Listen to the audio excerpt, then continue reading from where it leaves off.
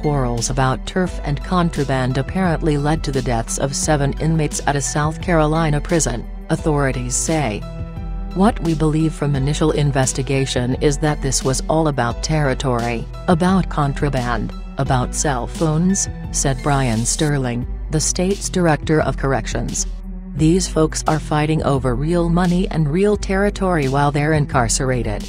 The first melee started around 7:15 p.m. Sunday in a dorm housing about 250 inmates. Response teams from across the state started heading toward the facility in Bishopville, Sterling said. 7 inmates killed in prison fights around 8:30 p.m., more fracas erupted in 2 other dorms, Sterling said. By 11:30 p.m., we entered the first dormitory to take that dorm back, Sterling said. We had enough people there to enter safely, and we took that dorm back. By 2 a.m. Monday, all dorms had been secured.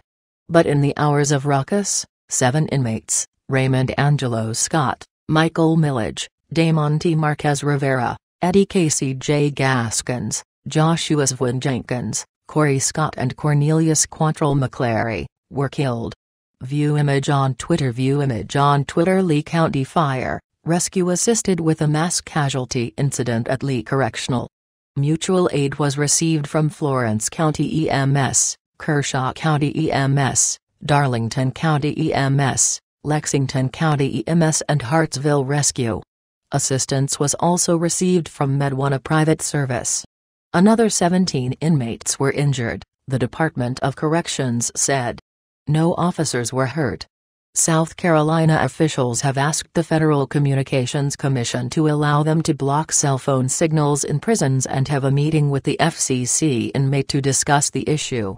Through these contraband cell phones that the FCC will not allow us to block, they're able to conduct their criminal enterprises, Governor Henry McMaster said. It's not a South Carolina problem, Sterling said. It's a national problem.